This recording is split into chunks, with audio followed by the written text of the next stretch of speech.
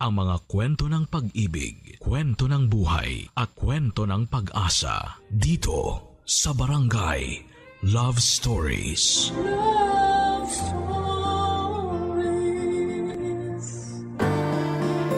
Biyayang magkaroon ng isang tao na handang manatili sa iyong tabi gaano man kalakas ang unos ng buhay na iyong pinagdaraanan. Sila rin ang nandyan sa oras na sumibol ang bagong kinabukasan. Ikaw, kabarangay, meron ka bang kaagapay sa buhay na ito?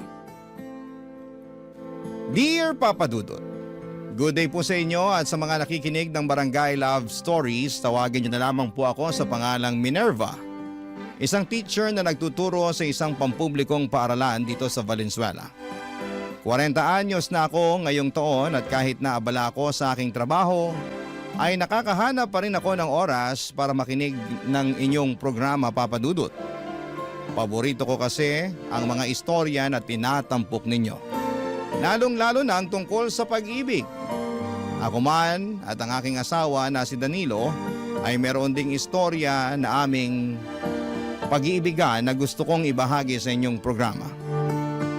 Hindi rin kasi yon naging madali. Kaya nga umaasa ako na kapupulutan po ito ng aral, inspirasyon at kilig ng mga kabarangay natin. Magsisimula ang lahat noong kami ay nasa kolehiyo pa lamang. Education ang kurso na kinuha ko, samantalang business related naman ang kay Danilo. Noong mga panahong yon, 1 linggo na kaming magkasintahan nang isinama ko siya sa bahay namin para ipakilala sa Nanay Salve at Tatay Hinergo. Kaso'y hindi naging maganda ang una nilang pagkikita, Papa Dudut.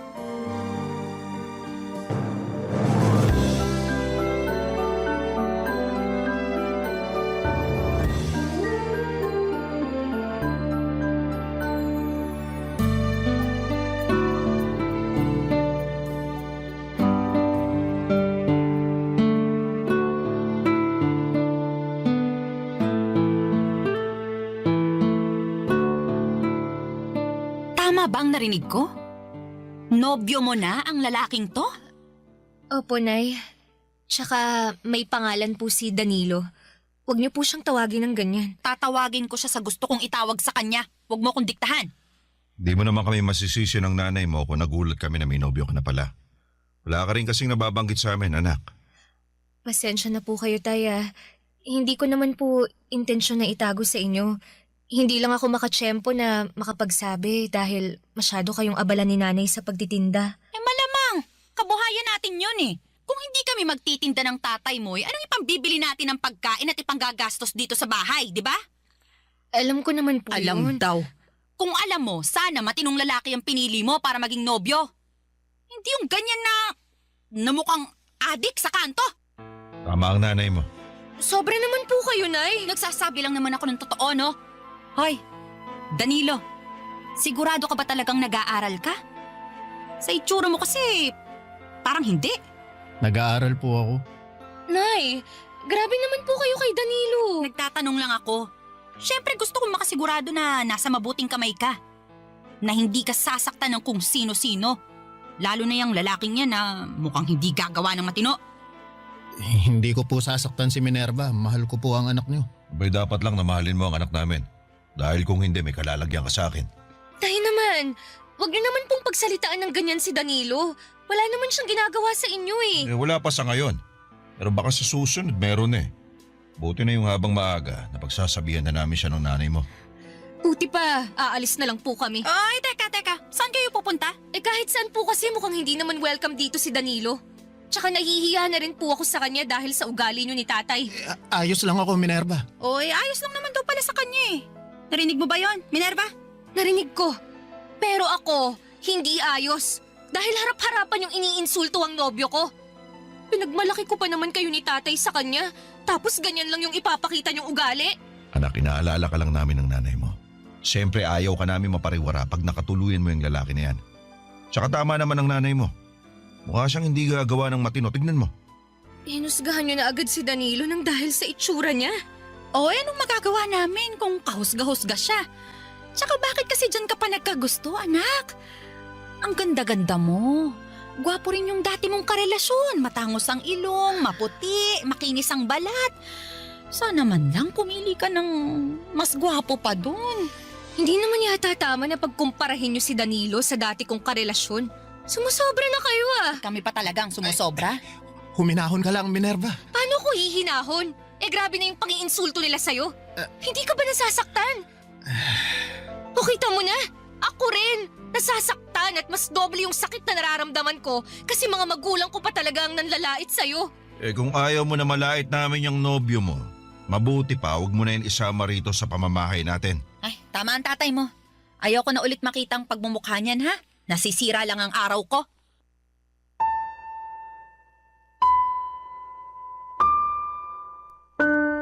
Papa Dudut, hindi si Danilo ang unang nobyo ko.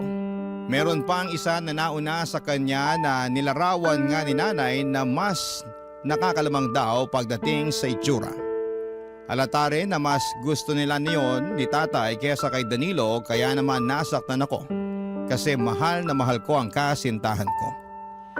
Sa paningin ko si Danilo ang pinakagwapo at pinakamakisig. Bukod doon ay napakabuti rin ng kalooban niya. Mabait siyang anak sa mga magulang niya at kuya sa kanyang mga kapatid. At yon ang mga katangian na una kong nagustuhan sa kanya. Kaya nga kahit tutol sina nanay at tatay sa aming pagmamahalan, ay pinagpatuloy pa rin namin ang aming relasyon ni Danilo. Kaya lang makaraan ng 2 linggo ay merong malungkot na nangyari sa pamilya ng nobyo ko. At yon ay ang pagkamatay ng kanyang tatay, Papa Dudut.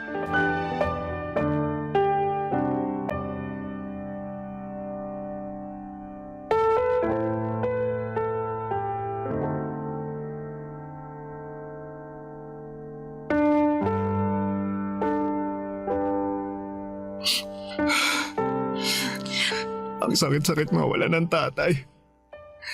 Hindi pa kami handa eh. Masyadong biglaan yung nangyari.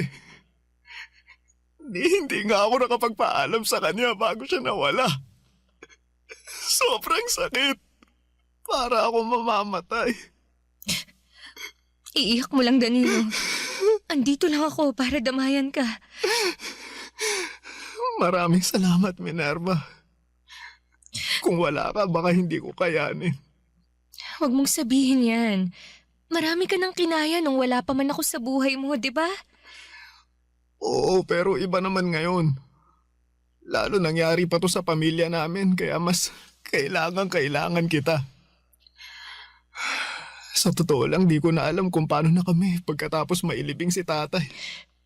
Anong ibig mong sabihin? Siya lang kasi yung nagtatrabaho sa amin, kaya sigurado mahihirapan kaming makapagpatuloy nito. Tapos sakitin din si nanay at maliliit pa ang mga kapatid ko, kaya walang pwedeng ibang asahan na magtrabaho kundi ako. Ibig mong sabihin, mag-working student ka? Tingin ko nga hindi ko kakayanin lalo sa sitwasyon ng pamilya namin eh. Kaya nga naisip ko na tumigil na muna sa pag-aaral at mag-focus na lang sa paghahanap ng trabaho. Sigurado ka na ba sa desisyon mong yan? Oo. Napag-isipan ko na yon at kinausap ko na rin naman si nanay. Anong sabi niya? Ayaw niya kasi 2 taon na lang graduate na sana ako. Pero naisip ko na matagal pa yun. Paano na lang kami mabubuhay sa 2 taon na yun, di ba? Ibig sabihin hindi kami kakain? Hindi magbabayad ng bills at hindi bibili ng maintenance ng mga gamot ni nanay? Ayoko namang mangyari yun. Kaya kung kinakailangan na magsakripisyo ako, gagawin ko. Naiintindihan ko naman ang sitwasyon. Hindi ko lang napigilang manghinayang kasi pangarap nating makapagtapos ng sabay, di ba? Tapos iba pa rin kapag may diploma kang hawak. Kumbaga, mas maraming malalaki at magagandang oportunidad ang darating sa'yo. Oo nga, pero wala akong choice eh. Mahirap lang din ang mga kamag-anak namin kaya di namin sila pwedeng asahan na tumulong sa amin sa lahat ng pagkakataon. Sa bagay. Kaya pasensya ka na kung biglaan yung desisyon ko ha. Ay, huwag kang humingi ng pasensya. Lalo't hindi mo naman kontrolado ang sitwasyon. Kaya nga nakakalungkot lang kasi bakit ngayon pa talaga nangyari to kung kailan malapit ko na sanang matupad yung pangarap sa akin ni tatay na makapagtapos ako. Naniniwala ako na hindi rin naman ginusto ng tatay mo yung nangyari. At proud siya sa'yo, ano man ang maging desisyon mo sa buhay. Ganon din ako, Danilo. Proud na proud ako sa'yo. At tulad nga ng sinabi ko kanina nandito lang ako para suportahan ka. Hindi lang ngayon na may pinagdaraan ng mabigat ang pamilya nyo, kundi araw-araw, palagi lang akong nasa tabi mo. Salamat, Minerva. Malaking bagay na nandyan ka. Mas kaya ko kasi nandyan ka. Oo naman, kasama mo ko. Kakayanin natin to. Papadudot, dahil sa ang tatay lamang ni Danilo ang nagtatrabaho sa kanila ay masasabi ko na napilay talaga ang kanilang pamilya. Kaya naman napilitan siyang huminto sa pag-aaral at pinagtuunan na lamang ng pansin ang paghahanap ng trabaho. At bilang nobya niya ay sinuportahan ko siya sa bagay na yon kahit na nga noong umpisa ay nang hinayang pa ako para sa pag-aaral niya. Hindi nagtagal, Papadudot, ay nakapasok bilang helper si Danilo sa isang pabrika sa lugar namin. Pero 6 na buwan lamang siya doon nang magdesisyon siyang subukang mag-apply sa call center. Ako ang kasama niya sa kanyang mga interview at pangunahing taga-suporta niya. At sa awa ng Panginoon, nakapasa siya at natanggap bilang isang agent. Papadudot, proud ako kay Danilo sa ipinakita niyang determinasyon at hindi pagsuko sa buhay. Barangay Love Stories. Barangay Love Stories. Papadudot, kahit na nagtatrabaho na si Danilo noon at mas naging abala na nga sa bagong mundo na pinasok niya, ay hindi pa rin niya napapabayaan ang aming relasyon. Marami kasing magkasintahan noon na naghihiwalay lalo na kapag hindi balanse ng tama ang kanilang mga ginagawa. Pero ibahin ninyo si Danilo, Papadudot, dahil sinabi niya sa akin na kasama ako at ang relasyon namin sa priority niya. Sa katunayan, tuwing day off niya ay pumupunta siya sa bahay para samahan akong mag-aral at gumawa ng mga projects para sa aming klase. Kahit na ayaw na sana siyang papuntahin doon ni nanay at tatay, sa uli wala naman silang nagawa. Malaki ang pasasalamat ko sa suporta na binibigay niya sa akin. Minomotivate rin niya ako na tapusin ang aking pag-aaral. Dahil pangarap namin yon ng mga magulang ko. Kaya nga mas lalong lumalim ang pagmamahal ko para sa aking nobyo, Papadudot.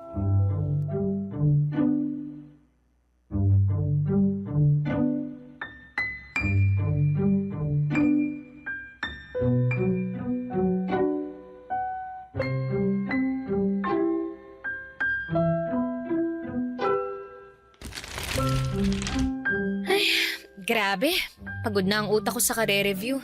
Pwede bang kumain muna tayo? May biko sa ref, luto ni nanay. Gusto mo ba? O sige, sakto. Gutom na rin ako. Kuha ako, sandali lang tubig. Gusto mo rin? Oo, salamat. Walang anuman. Wait mo ako dyan Sigurado akong magugustuhan mo tong biko ni nanay. Specialty niya to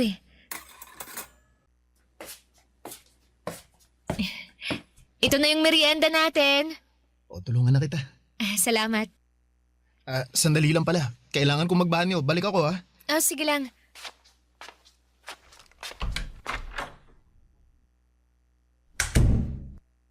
Oh, dahan-dahan, Hiner, ha?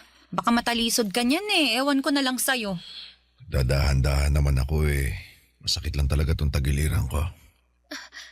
Nay, tay, andyan na po pala kayo.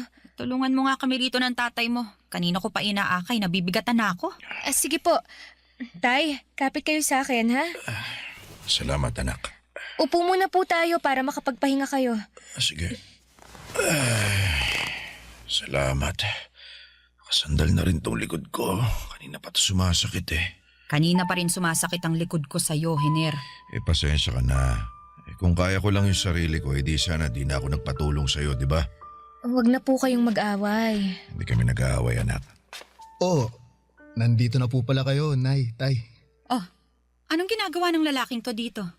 Nay, pinapunta ko po rito si Danilo para tulungan akong mag-review. Bakit? Hindi ka ba marunong mag-review mag-isa? Bakit kailangan mo pang tulong niya? Tapos nakuha mo pa talagang pakainin at painumin niyang lalaki na yan. Nay naman, Ganitong napapagod ako at nai-stress na nangyayari tapos sumabay ka pa talaga, Minerva. Kabilin-bilinan namin sa'yo na wag mo nang isasama yung nobyo mo dito sa pamamahay natin. Pero sige ka pa rin. wala naman pong ginagawang masama si Danilo. Pasensya ka na sa nanay ko ha. Pagod lang siya. Hindi, ayos lang. Naiintindihan ko naman. Ay, naku naman talaga. Ganyan na ba mga kabataan ngayon? Hirap niyong pagsabihan. Wala naman po kaming ginagawang masama. Salve, hayaan mo na sila. Kesa naman sa bahay ng nobya niya tumambay ang anak mo. Gusto mo ba yun? Siyempre ayoko. O kaya nga manahimik ka na dyan. Ingay-ingay mo, kitang masama na nga pakiramdam ko. Ano po bang nangyari? Kumusta ang check-up ni tatay? Ayun na nga. Kumpirmado na may sakit sa bato tong tatay mo. At ayon sa resulta ng mga test niya, malala na raw. Kinakailangan na nga niya magdialysis eh. Di ba ang mahal nun? Saan tayo kukuha ng pera pang pagamot sa kanya? Ganun po ba? Grabe naman. Grabe talaga. Kaya halos mapanot na ako sa kaiisip kanino lalapit. Pero saka na yan. Gusto ko munang matulog. Pagod na rin tong tatay mo. Doon na muna kami sa kwarto. Buti pa, tulungan mo na lang ako para maalalayan ng tatay mo. Sige po, Nay. Tay, tulungan ko na po kayo. Teka, hindi pa nga nag-iinit puwet ka sa pagkakaupo, tatayo na naman tayo. Huwag ka nang magreklamo dyan. Mas maigi nang nandun tayo sa higaan. Sige na nga, para makahiga na rin ako.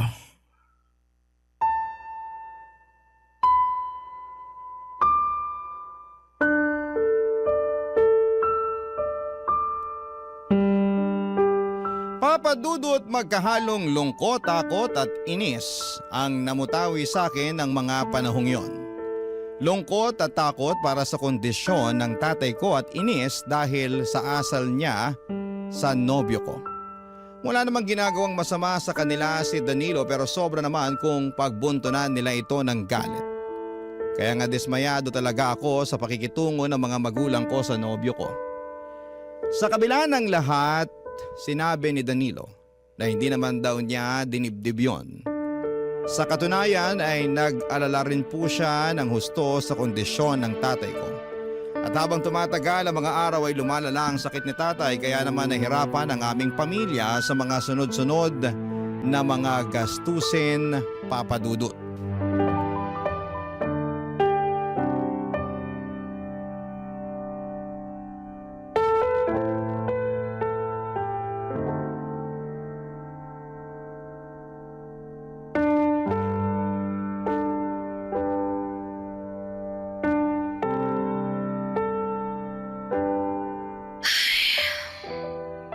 Oh, kanino ko pa napapansin na panay ang buntong hininga mo ah.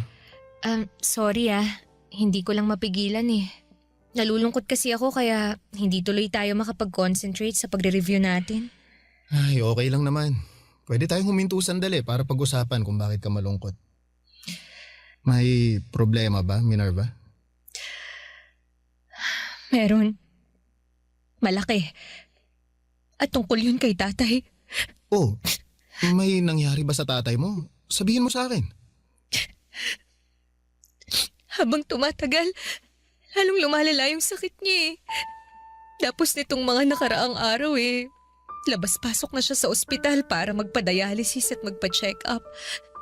Bukod kasi sa sakit niya sa bato, may iba pa siyang sakit na iniinda.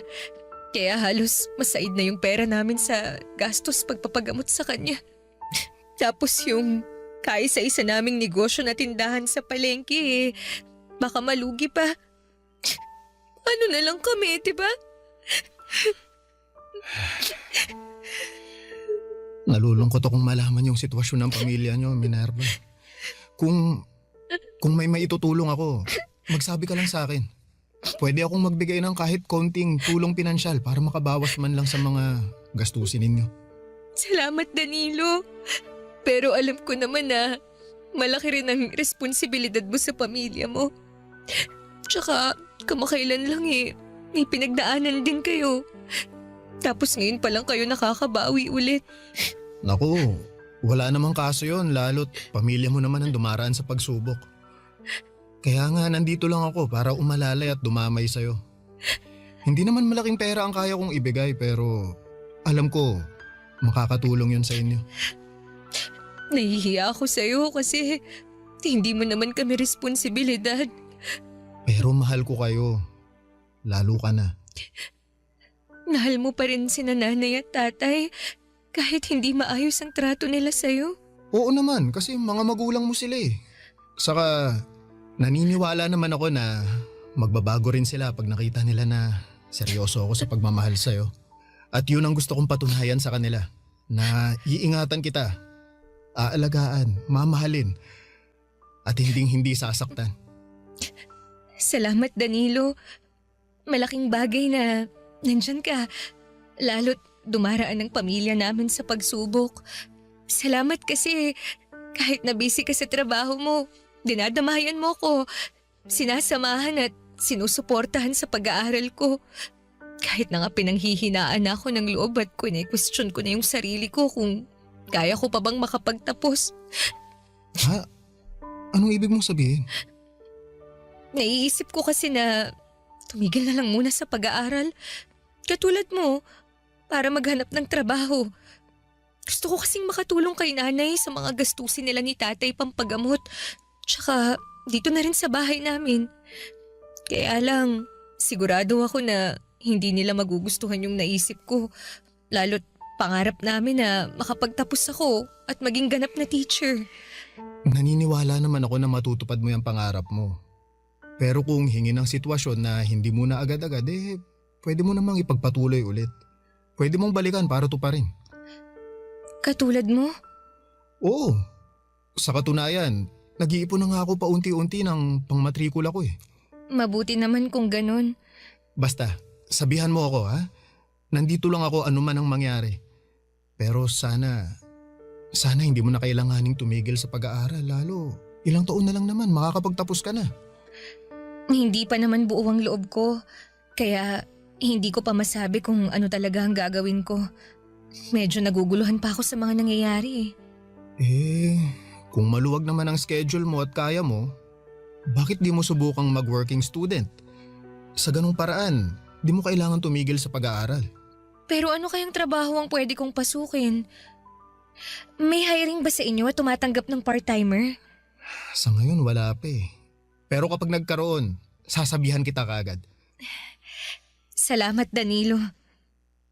Salamat. Papadudot, buti na lang at nandyan si Danilo para maging kaagapay ko lalo na at dumaraan sa pagsubok ang aming pamilya. Malaking bagay na meron akong napagsasabihan ng aking nararamdaman dahil baka masiraan na lamang ako ng ulo kapag sinolo ko yon. At kapag nga nakakaluwag si Danilo ay nag-aabot siya sa akin ng tulong pinansyal para sa mga gastusin namin sa bahay at maging sa pag-aaral ko. Kaya lalo akong nagsikap na makapagtapos dahil hindi na lamang ako ang mag-isang lumalaban para sa katuparan ng aking pangarap na maging ganap na guro dahil kasama ko na doon si Danilo. At kahit na mahirap, papadudot at maraming mga gastusin at kasabay pa noon ang pagkakasakit ni tatay ay wala akong hindi kakayanin na may sa katuparan lamang ang mga mithiin kong makapagmarcha sa entablado, bitbit ang sertipiko ng katibayan ng aking pinapangarap, ang aking inaasam na pagtatapos. Barangay Love Stories. Barangay Love Stories. Papadudot, hindi nga nagtagal ay nakapagtapos ako ng pag-aaral kaya naman sobrang saya namin ng mga magulang ko. Masayang masaya din po si Danilo at bagaman at hindi siya personal na nakadalo sa seremonya dahil limitado lamang ang mga bisita na pwedeng isama ay in-invite ko na lamang siya sa bahay namin para sa munting salo-salo. Kaya lang makalipas ang 2 linggo ay namatay naman si tatay dahil sa paglala ng kanyang sakit.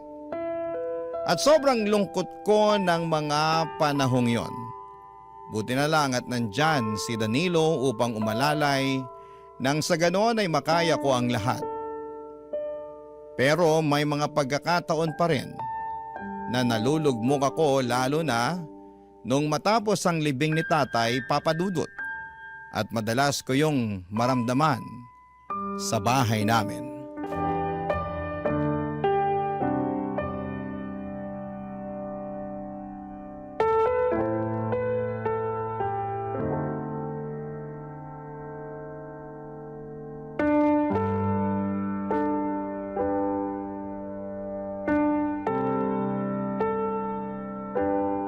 Nay, ano pong ginagawa niyo sa mga gamit at damit ni tatay? Hindi ba halata? Di nililigpit ko. Kaya nga kinuha ko tong mga nakatambak na karton sa tindahan. Kasi dito ko planong ilagay ang mga damit at gamit ng tatay mo. Namimiss ko po si tatay. Lalo na yung mga damit at gamit niya. Ako rin. At bilang asawa, masakit sa akin na gawin ang bagay na to. Pero kailangan. Baka lalo tayong hindi makausad kapag nakikita pa rin natin ang mga damit at gamit niya na nandito sa kwarto. Pero hindi naman po ibig sabihin nun na kakalimutan na natin si tatay, di ba? Hindi ko pa po kasi kaya eh. Sino bang nagsabi sa'yo na kalilimutan natin siya? Siyempre hindi. Pero kagaya nga ng sinabi ko kanina kailangan nating umusad. Hindi naman pwedeng huminto ang buhay natin lahat dahil nawala ang tatay mo. Lalong-lalo ka na, Minerva. Ano pong ibig niyong sabihin? Ngayon nawala na ang tatay mo. Siguro naman naisip mo na yung mga responsibilidad na nakaatang sa balikat mo. Isa na nga dun yung maging ganap na guro ka. Para naman kahit nasa kabilang buhay na ang tatay mo mabigyan mo pa rin siya ng karangalan. Kailan mo ba planong kumuha ng lisensya? Tungkol po sa bagay na yan, ang totoo, wala pa po akong plano. Ha? Paano wala ka pang plano? Kamamatay lang po kasi ni tatay. Hindi ko pa po kayang mag-focus sa pagre-review kasi nagluluksa pa po ako. Kasasabi ko lang na hindi pwedeng huminto ang buhay natin ang dahil lang sa pagkamatay ng tatay mo. Tapos lilinyahan mo ako ng ganyan? Ano na lang sasabihin sa'yo ng tatay mo sa kabilang buhay? Sige nga. Kabilin-bilinan pa naman niya na gusto kanyang maging lisensyadong guro kahit nawala na siya. Tapos sasabihin mo sa akin na hindi mo pa kaya? Nay naman Ay naku, wag mo nga akong artihan ng ganyan, Minerva. Hindi po ako nag-iinarte. Pero sana wag niyo naman po akong i-pressure. Ipe-pressure kita hanggang maisip mo na hindi ka pwedeng tatamad-tamad lalo't wala na ang tatay mo. Kung hindi ka magiging lisensyadong guro, anong plano mong gawin sa buhay mo, Aber? Hindi ko naman po sinabing hindi ako magiging lisensyadong guro eh. Pero gusto ko po munang magpahinga lalo't nagluluksa pa ako. Luksa-luksa ka dyan. Ando na tayo. Pero hanggang kailan? Hindi ko po alam. Yan ang dapat mong alamin dahil wala kang habang buhay para magluksa, Minerva. Kung hindi ka rin lang naman kukuha ng lisensya ngayong taon, mabuti pang magtrabaho ka na lang para makatulong ka dito sa bahay natin. Baka nakakalimutan mong mag-isa na lang ako na nagtataguyod sa inyong magkakapatid. Ay, baka hindi ko kayanin at ako naman ang bumigay at magkasakit. Sige ka. Alam ko naman po yun. At hindi ko rin naman kayo pababayaan eh. Pero sana, bigyan niyo muna ako ng panahon na... Paulit-ulit tayo eh. Hirap kasi sa inyong mga kabataan, mahihina ang loob. Madamdamin kaya kaunting bagay, kaunting kibot dinidibdib. Huwag ganon, Minerva, ha? Gayahin niyo kami. Kasi kahit na nagluluksa kami, kahit na malungkot ang buhay, nagpapatuloy pa rin kami. Umuusad kahit na mahirap kasi mas lalo kaming walang mapapala kung magpapakain kami sa kalungkutan. Ay naku, wala akong matatapos kung dadaldal lang ako sa iyo rito eh. Buti pa, tulungan mo na lang ako rito para magkaroon ka naman ng pakinabang. Papa Dudut, sa totoo lang, lalong bumigat ang pakiramdam ko sa pag-uusap naming yon ni nanay. Hindi pa kasi talaga ako handang umusad at magpatuloy sa buhay lalo na at kamamatay pa lamang ni tatay. At 1 linggo pa lamang noong naililibing siya. Ngunit natanga na agad ako ng mabigat na responsibilidad sa aking mga balikat. Litong-lito po ako at hindi ko po alam kung saan at papaanong magsisimula. Kaya nga si Danilo ang madalas kong kasakasama ng mga panahong yon. Sa katunayan ay sa bahay nila ako natutulog dahil mas gumagaan ang loob ko. At nakakahinga ako ng maluwag pag wala ako sa bahay namin. Naalala ko lang kasi doon si tatay. Kaya naman lagi ako nalulungkot at umiiyak doon. Tapos ay pinipressure pa ako ni nanay, Papa Dudut. Makalipas nga ang 3 buwan ay nabuntis ako ni Danilo at masasabi ko na lalong nag-ibang takbo ng mundo ko. At kahit pa kapwa kami may takot sa magiging reaksyon ni nanay ay matapang pa rin naming sinabi sa kanya ang mga plano namin ni Danilo. Ngunit bukod sa pagbubuntis ko ay meron pa kaming sinabi kay nanay na labis niyang ikinagulat.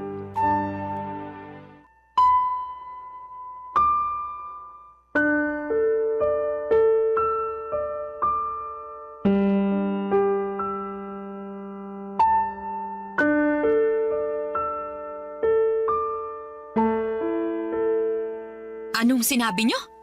Kasal? Kayo magpapakasal? Opo, Nay. At bakit?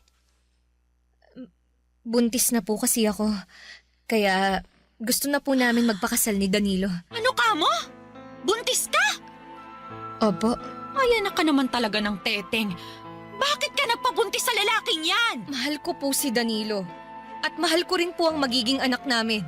Mahal ko rin po si Minerva kaya naman pananagutan ko po siya. Ay, wala akong pakialam sa pagmamahalan nyo. Pero walang magpapakasal sa inyo. Bakit naman po? Nagtanong ka pa talaga? Akala mo yata laro-laro lang ang kasal eh. Hoy, para sa kaalaman mo, kapag kinasal ka na sa lalaking yan, eh habang buhay ka nang nakatali sa kanya. Alam ko po yun. At handa naman po akong matali kay Danilo. Hindi mo talaga alam ang sinasabi mo, ano? O sige, sasabihin ko sa'yo para maintindihan mo. Makinig kang mabuti, ha? Kamamatay pa lang ng tatay mo. Kagagraduate mo lang din tapos nagpabuntis ka na agad at sa Danilo pa na yan. Hindi ka pa nga nagiging lisensyadong guro tapos gusto mo lang pala maging nanay. Eh sana hindi ka na lang namin pinag-aaral ng tatay mo. Sana hindi ka na lang namin ginastosan kung wala rin pala kaming mapapalang tulong sa'yo pagdating ng araw. Ano po bang klaseng tulong ang gusto niyong gawin ko? Eh hindi naman ako naging rebeldeng anak sa inyo ni tatay ah. Tsaka hindi naman po porke magpapakasal na kami ni Danilo, eh kalilimutan ko na ang responsibilidad ko sa pamilya natin. Lalo na yung pangarap ko na maging lisensyadong guro. Tutuparin ko pa rin naman po yun kapag nakapanganak na ako. Akala mo ganun kadali ang sinasabi mo? Pwes hindi, Minerva. Dahil sa oras na maging nanay ka na, sa anak mo na iikot ang buhay mo. Kagaya ko. Wala na akong panahon sa sarili ko dahil nakatuon lang ang isip ko sa kung paano namin kayo bubuhayin ng tatay nyo. Pero hindi po ba ganun naman ang mga magulang? Kung hindi pa po pala kayo handa sa responsibilidad ng pagkakaroon ng anak, eh di sana hindi na lang kayo nag-anak. Ba't talaga namang sumasagot ka pa talaga, ha? Nagsasabi lang po ako ng totoo. Nay, alam ko po na masama ang loob niyo sa amin ni Minerva dahil sa nangyari. Pero pinapangako ko po na hindi ko pababayaan ang anak niyo at ang magiging anak namin. At kapag kaya na namin babawi kami sa inyo. Saka tama po si Minerva. Hindi namin kalilimutan yung responsibilidad namin sa kanya-kanya naming pamilya kahit na may mga anak na kami. Magsisikap po kami, lalo na ako, para matupad po ang bagay na yun. Magsisikap daw baka naman puro lang kayo salita. Tapos kamukat-mukat makakalimutan nyo na yung sinabi nyo. Ay naku, talaga naman. Hindi po mangyayari yun dahil may isang salita po ako. Mahal ko po si Minerva at mahal ko rin ang pamilya niya kaya naman kasama kayo sa plano ko. Ay, ewan ko sa inyo. Hindi ko naman hinihingi na buhayin nyo ko, ganito, ganyan. Ang gusto ko lang, tulungan nyo ko. Lalo ka na, Minerva. Sana bago ka mag-asawa at magkaanak may maayos ka na ring buhay para hindi kawawa yung magiging anak nyo ni Danilo. Kaya nga magsisikap po kami ni Danilo, Nay. Lalo ngayon na magkakaanak na kami. Bahala kayo sa buhay nyo. Magpakasal kayo kung gusto nyo, wala na akong pakialam. Basta wag na wag kang lalapit sa akin, Minerva, ha? Habang umiiyak at magsasabi na nagsisisi ka na nag-asawa ka ng maaga at nagkaanak dahil sa hirap ng buhay.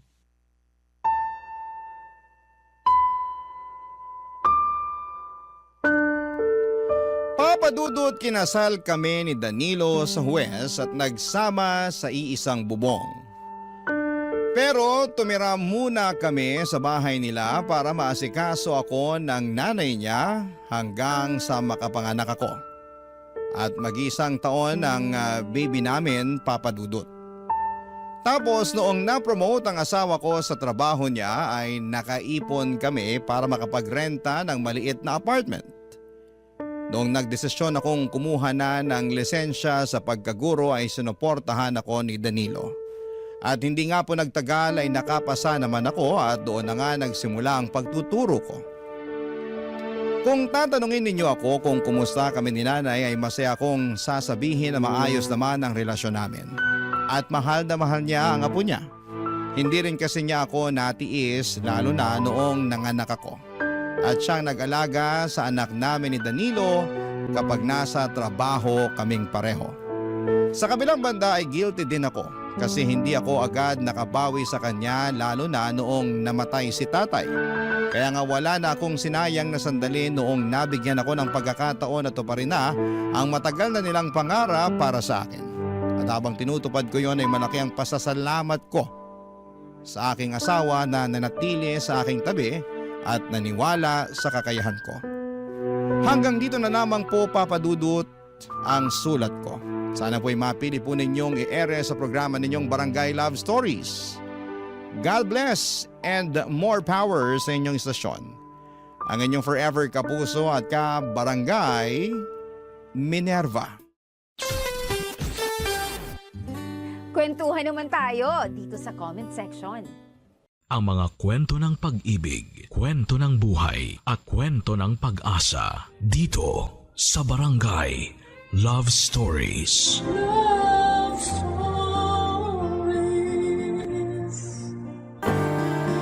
Hanggang kailan ka nga ba magiging pangalawa sa taong lagi mong inuuna? Hanggang kailan ka papayag na maging isang taong tinatakbuhan lang? Kapag may kailangan siya pero sa dulo ng araw, iba ang kasama niya kapag masaya na siya. Dear Papa Dudut, itago niyo na lamang po ako sa pangalang Essie. Sumulat ako sa inyo ngayon para ikwento sana sa inyo ang naging maiksing forever namin ng aking ex-boyfriend na si Jay.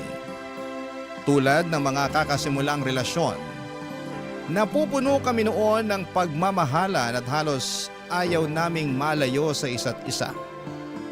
Updated sa ginagawa ng bawat isa kahit nga magkasama na kami sa trabaho, ay nagtitext pa rin kami at nagkukumustahan kung kaya pa ba ang workload na meron kami sa araw na yon. Ganon kami.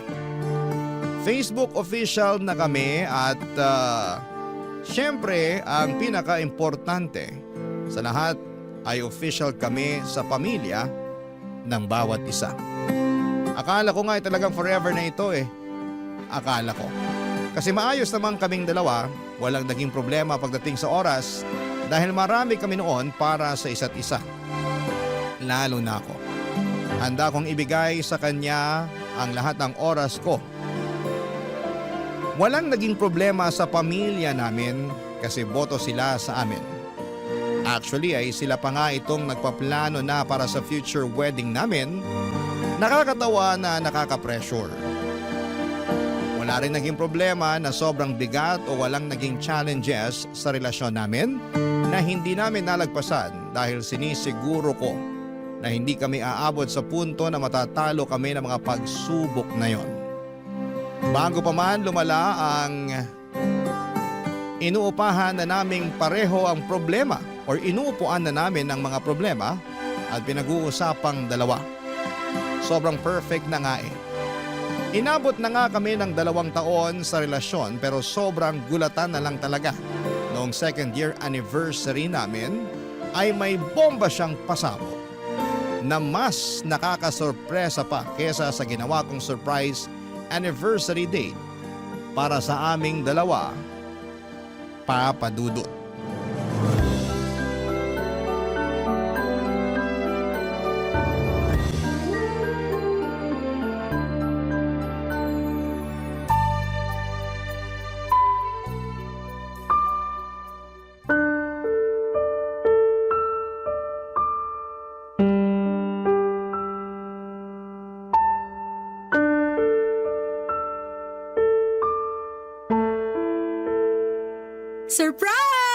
Happy anniversary, babe!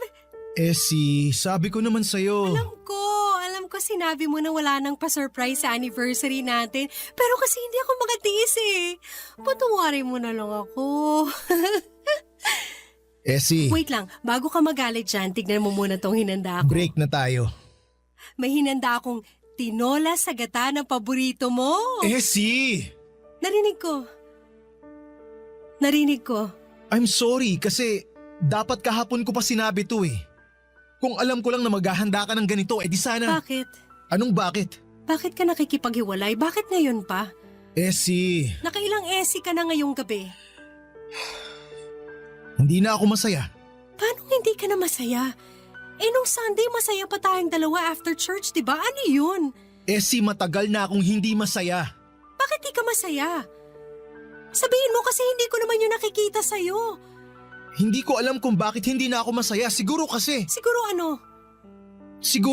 hindi na kita mahal. Pero mahal kita, Jay. I'm sorry, Essie. Pero hindi na tayo pareho ng nararamdaman ngayon. Ang labo naman, Jay. Akala ko ba wala magbabago? Akala ko rin eh. Paano na to? Pwede pa rin naman natin kainin tong hinanda mong tinola eh. Itong relasyon at hindi ang lintik na tinola na yan. Hindi ko alam. Hindi ka nalalaban? Hindi na. Ako lalaban pa. Wag na. Please, Jay. Hindi ko na kaya, Essie. Hindi na talaga.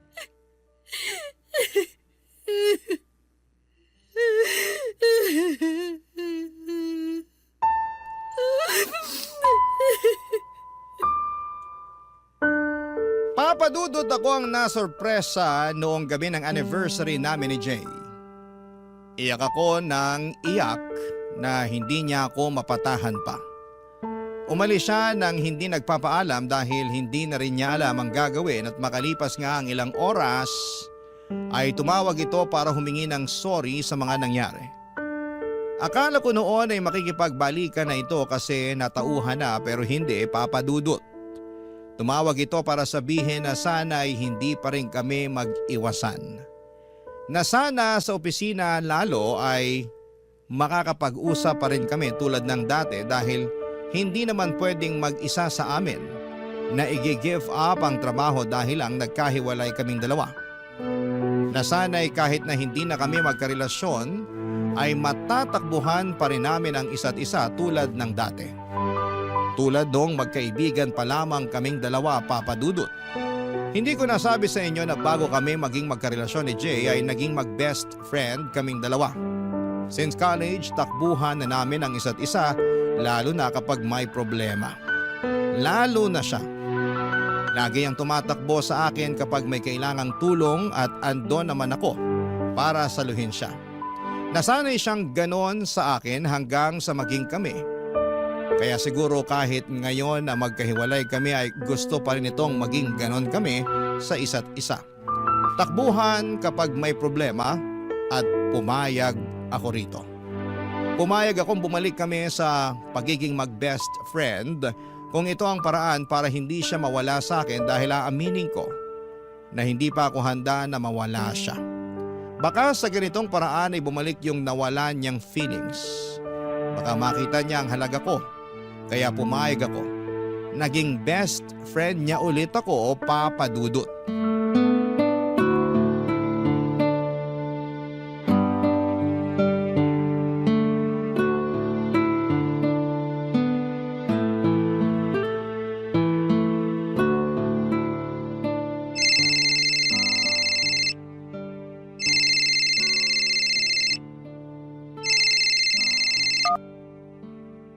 Hello, Essie, gising ka pa ba? nagising na. Ay naku, sorry talaga Essie kasi... Ano ba yun? Alas 3:30 na ng umaga, oh. Hindi ko kasi matapos tong report na pinapagawa ni boss eh. Di ba para mamaya na yan? Ano nangyari? Kanina ko lang kasi to sinimulan. Akala ko madaling gawin pero hindi naman pala. Anong gusto mong gawin ko? Tulungan mo naman ako, please. Hindi kita kayang tulungan kung over the phone lang, Jay. Eh di, pumunta ka rito. Sige na, Essie, please. Please, Essie, please. Ano ba naman, Jay? Mag-alas 4 na eh. Please naman, Essie, oh.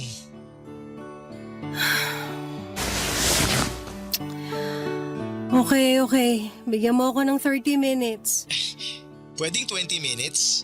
Okay. Bigyan mo ako ng 20 minutes para mag-prepare. Ayun, thank you. Thank you, Essie. Sobrang thank you. Grabe, maaasahan talaga kita sa lahat. Ano pa nga bang silbi ko sa buhay mo, di ba? Ang laki kaya ng silbi mo. Ikaw ang savior ko eh. Araw-araw. Savior. Oh, bakit mo naman tinawanan yung sinabi ko? Hindi ko tinawanan. May naalala lang kasi ako. Hulaan ko. Nung college tayo, yan ang madalas kong sabihin sa'yo kapag ginagawa mo yung assignments ko, lalo na nung ginawa mo yung thesis ko. At marami pang iba. Ay, kaya nga thank you kasi kahit hindi na tayo, nandyan ka pa rin. Masasandalan, maaasahan. Best friend. Sabi naman sa'yo mas maganda na ganito tayo kaysa… Huwag mo na ituloy ang sasabihin mo para maibaba ko na tong phone at makapag-prepare na ako. Ay, oo nga pala. O paano? See you. See you.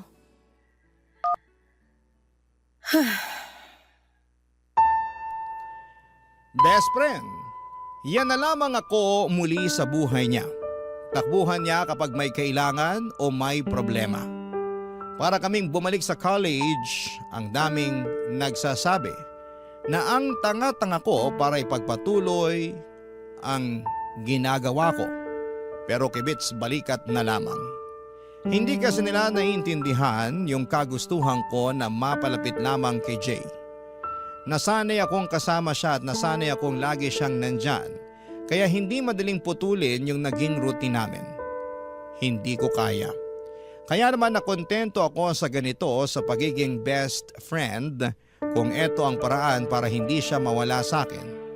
Dahil papadudot aaminin ko, kahit 2 taon na ang nakalipas, ay mahal ko pa rin siya. Hindi nawala ang pagmamahal ko sa kanya siguro dahil ayaw ko naman kasing mag-move on talaga sa kanya. Kasi lagi naman kaming magkasama. At kahit noong nagkaroon na ito ng bagong girlfriend, ay andun pa rin ako sa kanya. Natatakbuhan niya. Kahit ang sakit-sakit na. Andun pa rin ako at umaaktong ayos na ang kahit durog na ako. Dahil alam kong wala nang pag-asang maging kaming dalawa dahil may mahal na siyang iba. Papa Dudut. Barangay Love Stories. Barangay Love Stories. Papa Dudut, lumipas ang 5 taon at heto pa rin ako, katrabaho pa rin si Jay. Ginagawa pa rin ang lahat para sa kanya. Nagigising ng sobrang aga kahit sobrang dilim pa para lamang tulungan siya sa trabaho niya na hindi niya maintindihan o hindi niya magawa. Lumipas nga ang 5 taon at heto, nakakasama pa rin niya ako sa inuman kapag masama ang loob niya sa trabaho o kaya ay sa karelasyon niya. Lumipas nga ang 5 taon at heto, mahal ko pa rin siya. Wala pong nagbago. Mahal na mahal ko pa rin siya. Tanga na akong tanga pero hirap talaga akong kalimutan siya. Lalo na't lagi namang kaming magkasama. At dahil nangako ako sa kanya na hindi ako magbabago, na hindi ako iiwas at magiging mag-best friend pa rin kami. Kahit nga noong time na sinabi nito sa akin na engaged na sila ng kanyang girlfriend. Hindi pa rin ako umalis. Nangako pa rin ako na matatakbuhan niya anumang oras niya ako kailangan, Papa Dudut.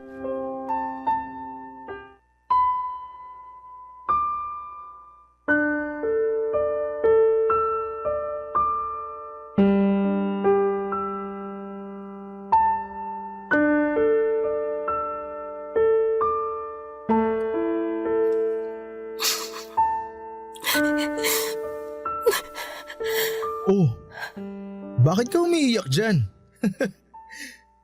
masaya. Masaya kasi ako para sa'yo. Masaya ka ba talaga? Tingnan mo nga, namumugto na yung mga mata mo kay iyak dyan, oh. Hindi. Ganito lang ako magpakita ng saya. Masaya ako para sa'yo, Jay. Masaya ako na ikakasal ka na. Alam mo, masaya rin ako. Sobra. Siya na yung babaeng pangarap ko eh. Siya na yung gusto kong makasama araw-araw. Alam mo yun? Alam mo ba yung ganong pakiramdam? Alam ko. Sus, alam mo ba talaga? Eh wala kang ang love life ngayon eh. Wala man akong boyfriend ngayon pero naramdaman ko naman yan. Dati. Sa'yo. Bale, wala pa kaming napag-uusapang araw kung kailan mismo yung kasal pero asahan mo, isa ka sa mga unang makakaalam. Nako, kahit wag na, hindi naman ako importante para sa kasal niyo eh. Hindi no? Best friend kita. Kailangan nandun ka. Sasabihin ko sa kanya na gawin ka pang ang abay. Wag mong gawin yan. Ayos lang ako kahit nga hindi na ako pumunta eh. Uy, nasa na yung pangako mo na makakasama kita lagi? Pero kasal mo yun, Jay. Eh ano naman ngayon? Mahalagang araw yun para sa akin. Dapat nandun ka. Pero kasal mo yun. Eh ano nga ngayon kung kasal ko yun? Ex mo ko. Best friend na kita ngayon. Ang tagal na nating wala. Eh lagi na nga tayong magkasama eh. Hindi na tayo naiilang sa isa't isa tulad ng ibang mag-ex dyan. Iba tayo, okay? So dapat pumunta ka. Jay, hindi ko kaya. Bakit? Hindi ko alam. Ay nako, nabigla ka lang siguro. Tara, libre kita ng kape. Tulungan mo na rin ako sa mga dapat tsaka mga hindi ko dapat gawin sa kasal. Okay ba yun? Jay, please. Eh alam ko na ang gusto mong sabihin. Gusto mo iwasan at layuan mo na ako dahil engaged na ako. Hindi naman ako manhid eh. Hindi naman kasi ang dapat eh. Pero di ko kaya yun. Hindi mo kaya? Oo. Kasi nasanay na ako na nandyan ka. Hindi ko alam kung makakayanan ko ang araw-araw na wala ka. Pero… ituloy mo pa rin yung pangako mo. Huwag kang mawawala sa tabi ko. Nandyan ka lang para matakbuhan ko. Para matulungan ako. Diyan ka lang. Walang dapat magbago kahit ikasal pa ako. Kahit magkaanak pa ako at magkaapo. Diyan ka lang. Ha? Okay.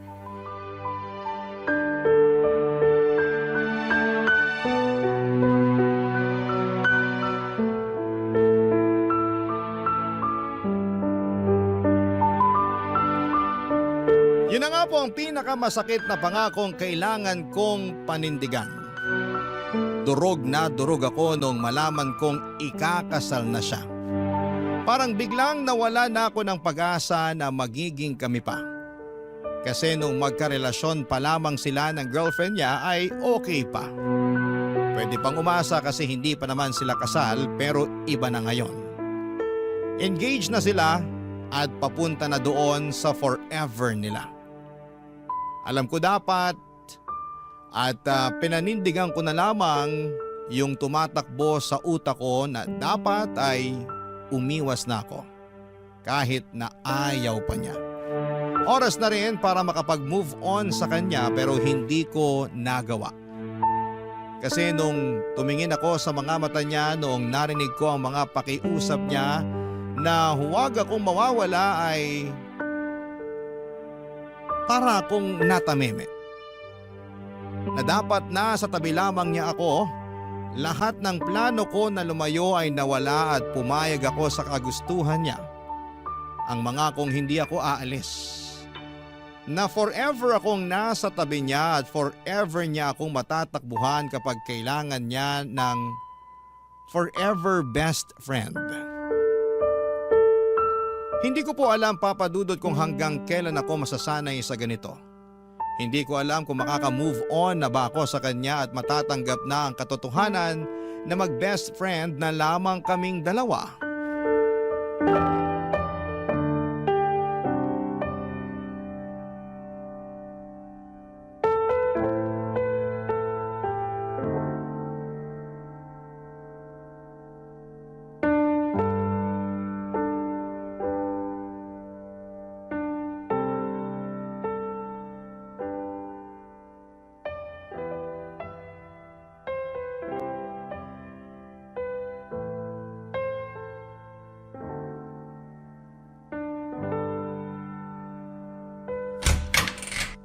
Jay! Anong ginagawa mo rito? Essie, pwede bang dito muna ako? Tuloy ka. Ano ba nangyari? Si ano kasi, Yung fiancé mo. paano mo nalaman? Kapag ganyan na itsura mo, alam ko nag-away na naman kayo eh. Hindi ko siya maintindihan eh. Ang labo niya. Ang babae kasi, kahit anong gawin mo, hindi mo maiintindihan. Mahalin mo na lang. Pero bakit ikaw naiintindihan ko? Kasi best friend mo ako at matagal na tayo magkakilala. Ang hirap niyang intindihin. Lagi na lang ako yung nag-a-adjust. Paano naman ako? Kailangan ba lagi ako yung may malawak na pangunawa? Bakit siya hindi niya magawa yun para sa akin? Nagmumukha akong sunod-sunuran sa mga gusto niya eh. Siya lagi yung nasusunod. Para tuloy akong aso. Naiintindihan kita. Ay, buti ka pa. Ha? Buti ka pa naiintindihan mo ako. Buti ka pa ramdam ko na hindi ako nag-iisa kapag kasama ka. Buti ka pa. Jay, maaayos nyo rin yan. Away lang yan. Pero paulit-ulit na lang kasi. Pag-usapan nyo lang, maayos din yan. Mabuti pa tara na lang dun sa sala at ipagtitimpla kita ng kape. Pag-usapan natin yan hanggang sa gumaan ang pakiramdam mo. Ay, salamat Essie ah. Paulit-ulit ka na lang sa pasasalamat dyan. Ayos lang, gano'n naman talaga eh. Paanong ganun? Ito na yung role ko sa buhay mo. Maging best friend mo. Takbuhan mo nga ako sa lahat, di ba? Di ko alam ang gagawin ko kapag wala ka. Kaya please Essie, huwag kang mawawala ah. Oo. Mag-promise ka. Kasi Essie, hindi ko makakayanan ng mag-isa. Kailangan kita. Kailangan kita, Essie. I know. Kape na? Yes, please. Thank you, Essie.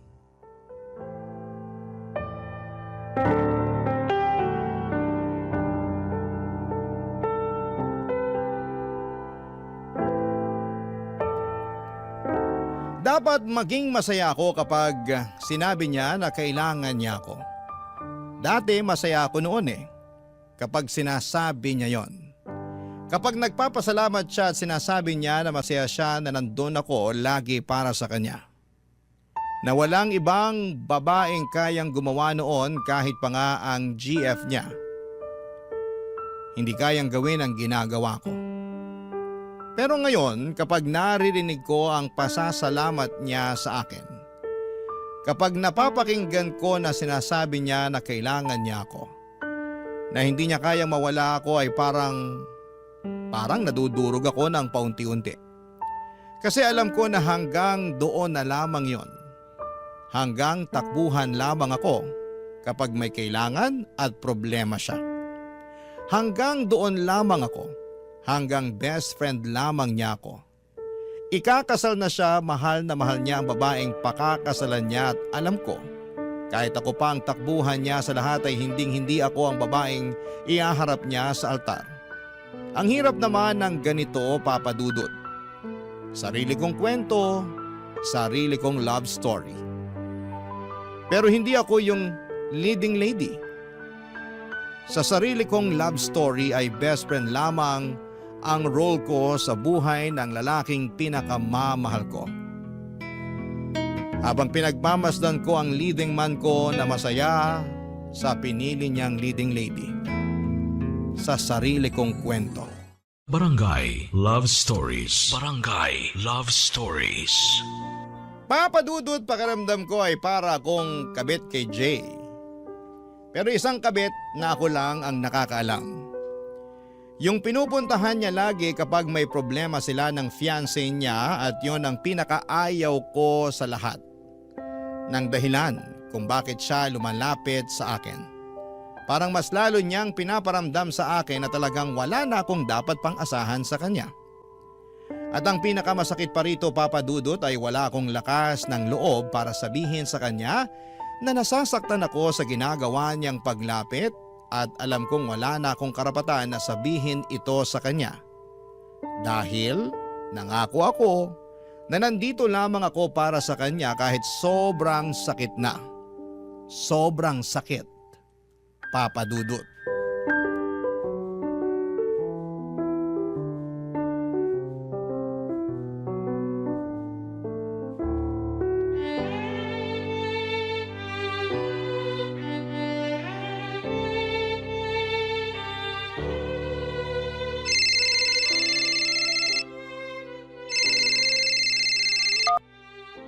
Hello? Hi Essie, naistorbo ba kita? Hindi naman. Bakit? Wala naman, gusto lang kitang kumustahin. Kumustahin ako? O bakit parang nagulat ka? Wala lang. Kala ko kasi may kailangan ka eh. Nalibago lang. Grabe naman to. Kinukumusta naman kita kahit wala akong kailangan Bihira. Kaya sorry, nagulat lang. Okay lang naman ako. Ano bang meron? Wala naman. Pwede bang tumawag lang ako kasi gusto kitang makausap, ganon? Weird eh. Hindi ako sanay na tumatawag ka ng walang kailangan. Uy, nakakasakit ka ng damdamin Kanina kasi sa office napansin ko na parang tulala ka. Tapos tahimik. Di ka nga ata kumain ng lunch Dami lang kasing dami lang ginawa kaya ayun, hindi na nakakain. Tigilan mo nga ako, wala kayang masyadong ganap sa office ngayon. Masama lang siguro yung pakiramdam kasi lately sobra yung puyat ko eh. Aba, mukhang pinariringgan mo ako dyan Bakit naman kita paparinggan? Kasi ako lagi nang pupuyat sa'yo. Ay, teka, parang weird pakinggan yun Ang ibig kong sabihin, napupuyat ka dahil sa katutulong sa akin sa mga take-home ko na trabaho. Sus, wala yun. Ilang years ko na namang ginagawa yan, sanay na ako. Parang masama ata loob mo Pero Essie, sobrang thank you Ano bang nakain mo at ganyan ka ngayon, ha? Wala naman. Bigla lang kasi kitang naisip ngayon. Tapos, naalala ko yung mga pinagdaanan natin nung naging tayong dalawa. Naalala mo nung nag-away tayo dahil nagsiselos ako dun sa isang katrabaho natin? Si Fred? Sus, paano ko makakalimutan yun? Binlock mo pa ako sa Facebook nun sa sobrang selos mo. Pero in-unblock din kita kinagabihan, no? Kasi sabi mo natatakot ka na kapag hindi kita ka-chat, kami ni Alfred yung mag-usap. Praning ka! Sus, ikaw nga rin tong praning Naalala mo si Camille, yung naging kapitbahay ko? Ang tindi kaya ng selos mo dun. Halos araw-araw nasa bahay ka para bakuran ako sa kapitbahay ko na yun. Oy, may dahilan para magselos ako dun sa sakang na yon, Panay kaya pagpapakit niya sa'yo, napapansin ko kaya. Sus, madumi ka lang mag-isip. Di mo lang maamin na selosa ka talaga. Kapal nito, gustong-gusto mo naman na pinagsiselos ako. Ang cute mo kasi pag nagsiselos ka. Tsaka doon ko nararamdaman na ang gwapo ko. Tsaka mahal na mahal mo ako. Kaya pala, ikaw talaga? Sus, ikaw rin naman dyan. Di ba nga nung... Jay? Isang Hawaiian pizza at pa-upgrade na sa pineapple juice yung drinks. No ice please. Ha? Ano sinasabi? Tapos, available ba yung lasagna nyo? Jay, Hindi na. Okay lang. Sige, siguro sa next order ko na lang. ano bang...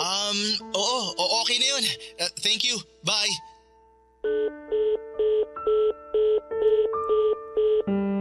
Hindi ko alam kung ano yung naging usapan namin yon ni Jay.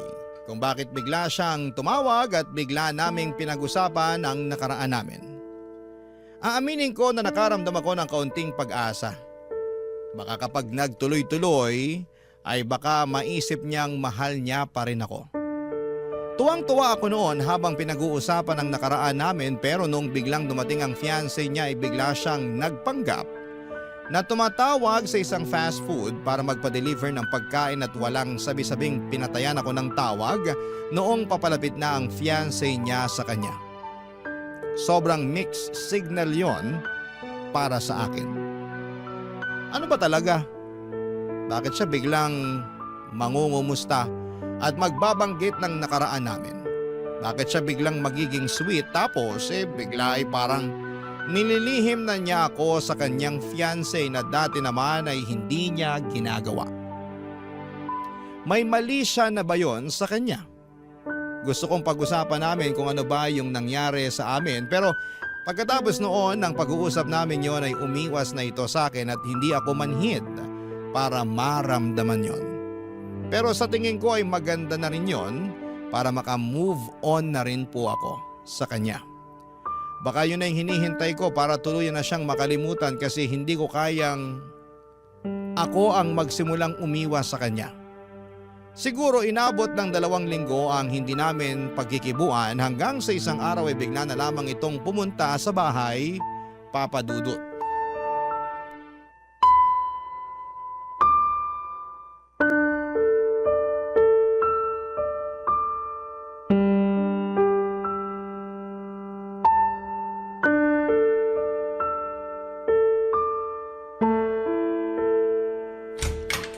OJ, anong ginagawa mo rito? Bakit lagi kayong magkasama ni Pete? Pete? From marketing? Bakit? May ibang Pete ka pa bang nakakasama, ha? Wala. Teka, bakit parang galit ka? Hindi ako galit. Hindi. Nagtatanong lang ako kasi lagi kayong magkasama eh. Bakit masama ba? Oo! Kasi wala namang koneksyon ng department natin sa kanila. So hindi ko magets kung bakit lagi siyang umaali-aligid sa cubicle mo kapag break. O kaya kapag meron siyang chance. Bakit? Wala ba siyang ibang cubicle na pwedeng puntahan? May tinatanong lang yung tao. Ano yun araw-araw? Oras-oras may tinatanong? Si lalaki ako. Alam ko yan. Anong alam mo? Na meron siyang intensyong iba sa'yo. Ano naman ngayon? Pareho naman kaming single, wala namang magagalit. Ako yung magagalit, bakit? Bakit ka magagalit? Sino ka ba para kagalitan kung sino man ang lumapit sa akin? Best friend mo ko. Aking ka lang. Best friend ka lang. Yun lang. Ganon din ako sa'yo, best friend mo lang ako. Nangako ka na pwede kitang matakbuhan kahit na anong oras. Kapag kailangan kita, nandun ka. Pero hindi ko pinangako na ikaw lang ang pwedeng tumakbo sa akin kapag may kailangan. So ganun na lang yon. 2 kaming pwedeng lumapit sa'yo. 2 na kami, ganun. Wala na sa akin ang focus mo. Bakit kailangan mag-focus ako sa'yo? Sino ka ba? Best friend mo nga. Paulit-ulit naman tayo eh. Oo! Uulit-ulitin ko yan hanggang maintindihan mo na best friend ka lang at best friend lang ako at sana alam nating pareho ang limitasyon na yon. Yung Pete ang bigyan mo ng limitasyon dahil mas nauna ako sa'yo. Nauna ka pero tapos ka na, tandaan mo yan. Wala kang karapatan para pagbawalan ako na lumapit o lapitan ng mga tao kasi hindi mo ko pag-aari. Pero nangako ka. Nangako ka rin naman dati, di ba? Walang iwanan. Tayo lang forever. O asa na yon? Bakit? Ikaw lang ba may karapatang bumali ng pangako? Hindi mo naiintindihan yung punto ko eh. Ikaw ang hindi makaintindi sa sitwasyon natin at sa limitasyon natin, Jay, hindi ako. Limitasyon? Walang limitasyon sa atin. Dati siguro oo nung baliw na baliw ako sa'yo pero ngayon, bibigyan ko na ng limitasyon ng sarili ko sa'yo. Bakit? Dahil ba kay Pete? Dahil nakahanap ka na ng ibang matutulungan mo? Ng ibang mamahalin? Ha? Ganun na lang yon? Hindi dahil kay Pete. Dahil sa akin. Pagod na ako. Jay, pagod na ako. Pagod na ako na lagi mo na lang nilalapitan kapag may kailangan ka. Pero anong kapalit doon? Pag-atras ko sa pag-move on. Pagod na ako na maging okay na best friend mo na lang kasi hindi talaga siya okay. Masakit ng sobra. Ilang taon na kaya please lang. Hayaan mo naman ako maging masaya ulit. Hayaan mo na lang na makalimutan kita at magpapasalamat ako kung hayaan mo akong gawin yun, Jay, kasi mahal pa rin kita pero Please, tama na. Tama na. Essie! Umalis ka na. Please, umalis ka na. Essie naman, pag-usapan muna natin to. Sandali! Teka! Essie! Essie, ano ba? Essie, buksan mo tong pinto. Kinakausap ko kita.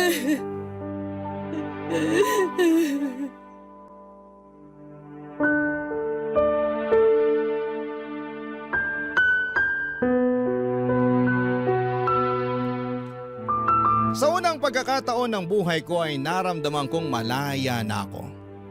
Naramdaman ko, Papa Dudut, na makakapagbukas na ako ng panibagong chapter ng buhay ko. Nawala na ang inaakala kong leading man ko. Sa unang pagkakataon ng buhay ko ay naramdaman ko na may ginawa rin akong tama para sa sarili ko naman. Sobrang sakit na tuluyang unang pinutol ang koneksyon namin ni Jay. Pero alam kong mas kailangan ko ang sakit na yon para tuluyan kong maitulak ang sarili ko papunta sa tamang direksyon at sa tamang tao. Alam ko na habang nakadikit ako kay Jay ay nababawasan ang chance na mahanap ko ang totoong leading man ng buhay ko. Kaya ng gabing yon, sinabi ko sa kanya lahat-lahat ng mga tinago kong salita sa loob ng maraming taon. Tinapos ko ang chapter namin ang gabing yon. At hindi ako nagsisisi na ginawa ko yon dahil sa unang pagkakataon sa buhay ko. Nagkaroon ako, Papa Dudut, ng pag-asa na magiging masaya ulit ako.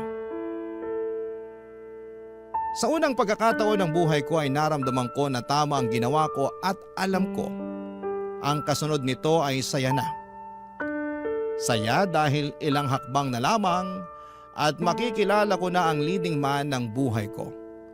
Yung leading man ay tuturing akong leading lady sa kwento naming dalawa. Aabangan ko yon. At hindi ako mapapagod na humakbang patungo sa direksyon kung nasaan man siya. Papa Dudut, marami na akong sakit na dinanas sa nakaraang pahina ng buhay ko. Malit na bagay na lamang ang hahakbangin ko para makalaya. Ang inyong kapuso at kabarangay forever, Essie. Kwentuhan naman tayo dito sa comment section.